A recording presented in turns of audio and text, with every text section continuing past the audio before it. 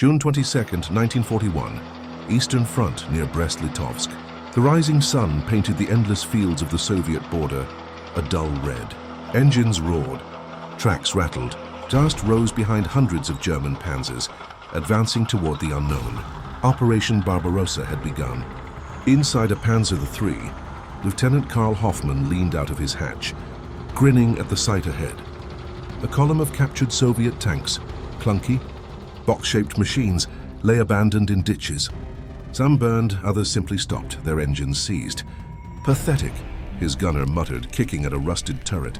They call this a tank? The men laughed. To them, these machines were relics, outdated, underpowered, and poorly built. The mighty Wehrmacht, armed with precision-engineered Panzers, was unstoppable. And for a while it seemed true. The Germans advanced hundreds of miles in weeks, smashing Soviet defenses, surrounding entire armies. Columns of smoke stretched across the horizon, to us proof of another superior German victory. But whispers began to spread through the ranks. Reports from forward scouts spoke of a new kind of tank, something larger, faster, deadlier. Crews dismissed it as panic talk, Soviet propaganda to slow their advance, until one cold morning near Mtsensk, the first one appeared. A grey shadow moving through the mist, angular, low and silent. Then a flash. The lead Panzer exploded, its turret hurled into the sky. Hoffmann froze. His heart pounded as another shell screamed past, missing by inches.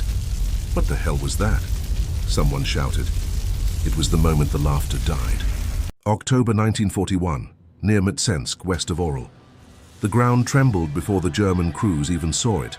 Through the haze of smoke and falling leaves came the rumble of something deeper, heavier than any engine they knew. Lieutenant Karl Hoffmann's headset crackled. Unknown tank type ahead, firing ineffective. He peered through his binoculars. Out of the tree line emerged a Soviet T-34, its armor angled, its gun long and menacing. The machine looked alien compared to the boxy Panzers around him.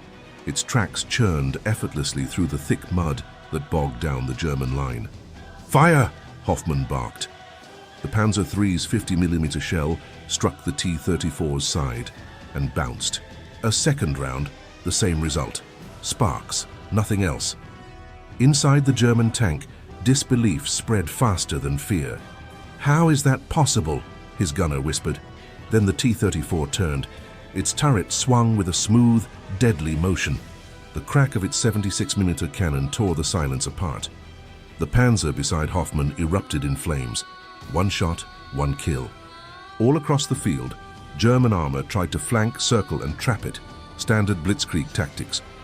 But the T-34 didn't play by those rules. It moved like a predator, fast and silent, chewing through mud and snow where their tanks stalled. A machine designed by desperation, yet perfected by necessity. The Germans were used to being the hunters, but here for the first time they were being hunted. By nightfall, Hoffmann's platoon had lost half its tanks, and in the blackened woods, the whispers began again, only now they had a name. T-34, someone muttered over the radio. The Russians built a monster. No one laughed anymore. Winter 1941, the outskirts of Moscow. The laughter that once echoed through the German columns was gone, buried beneath snow and silence. The mighty Panzer divisions, once symbols of unstoppable force, now sat frozen in place, their engines choked by ice, their tracks locked in mud. But the T-34s kept coming. In 30-degree Sikh frost, they rolled effortlessly across ground that swallowed German steel whole. Wide tracks gave them grip where Panzers spun helplessly. Their diesel engines roared to life in seconds, while German petrol froze solid. Lieutenant Hoffmann stood beside his immobilized Panzer, frost biting his face, watching distant silhouettes, T-34s, cutting through the white like wolves. Their turrets gleamed in the faint light of a dying sun. "They don't stop," his driver whispered. "They don't need to." He was right. Soviet engineers, men like Mikhail Koshkin and Alexander Morozov, had built the T-34 not for parades or prestige, but for war. Sloped armor deflected shots that should have killed. Simple design meant quick repairs in the field. It was rugged, efficient, relentless, and the Soviets didn't have dozens, they had thousands. As Moscow's defenders counterattacked, Hoffmann S unit found itself on the run, an experience no German tanker had imagined just months earlier. Their once feared Panzers were outclassed, outgunned, and outnumbered. Each destroyed tank left behind was a reminder. The invincible Wehrmacht had met something it could not outthink or outrun. The T-34 wasn't just a tank, it was a message that the age of German superiority had ended in a field of ice and smoke. And deep inside every German crewman's heart, a terrible realization began to grow. They were no longer writing history, they were surviving it. Summer 1943, Kursk, Soviet Union. The horizon shimmered under the July heat. Dust and smoke blurred the sky. Across the open fields, the largest tank battle in human history was about to begin. The Battle of Kursk. For weeks, German intelligence had promised an easy victory. When the first shells fell, the air itself seemed to scream. The earth shook as 3,000 tanks collided in a storm of fire and metal. From the German side, the new Tigers lumbered forward, massive, powerful, confident. But across the field, T-34s swarmed like hornets. They weren't perfect. Many burned, many died. But for every one that fell, another two rolled in behind it. "Where are they all coming from?" Hoffmann shouted over the radio. No one answered. In the chaos, the truth became undeniable.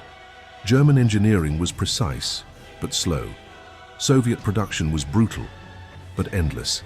Factories deep in the Urals worked day and night, spitting out new T-34s faster than Germany could destroy them. A Tiger might dominate one duel, but a dozen T-34s could surround it. It wasn't a contest of machines anymore. It was a contest of momentum, and the Soviets had found theirs. By nightfall, Kursk was a graveyard of iron. The German offensive had failed. And as Hoffmann stood atop his damaged Panzer, watching smoke rise over the fields, he finally understood the quiet power of that Soviet tank. It wasn't just armor and speed. It was the spirit of a nation that refused to die. The T-34 had done more than survive the storm. It had become the storm. May 1945. Berlin lies in ruins. The sound of war has faded into the crackle of fire and the distant rumble of collapsing buildings. Among the rubble, the once mighty Wehrmacht is gone, its tanks reduced to hollow shells, its banners turned to ash. Lieutenant Karl Hoffmann walks through the wreckage of what was once a proud capital. He passes a burned-out Tiger, its massive gun drooping like a broken arm. And beside it, almost poetic in irony, sits the wreck of a captured T-34, its red star still faintly visible through the soot. He stops and stares. For years, he had dreamed of outmatching this tank. Now it stands beside him, not as an enemy but as an equal tombstone in the graveyard of an empire. In the end, it wasn't arrogance or tactics that doomed Germany's armored corps. It was the underestimation of simplicity, of a machine built by necessity, not ego. The T-34 had outlasted every rival because it didn't need to be perfect. It just needed to work, in snow, in mud, in fire. It became the heartbeat of the Red Army, the rolling proof that industrial willpower could defeat even the most advanced design. Across the front lines of Europe, from Kursk to Berlin, German tank crews learned this lesson the hardest way imaginable. Their iron wall, once feared, once flawless, had been torn apart by a factory-born storm of steel. As Hoffmann turns away, the city silent around him, a thought lingers like smoke in the air. They called it primitive, he murmurs. But it ended us. And somewhere beyond the horizon, the legacy of that machine rolls on. A steel echo of endurance, born in the factories of desperation, that changed the fate of a continent.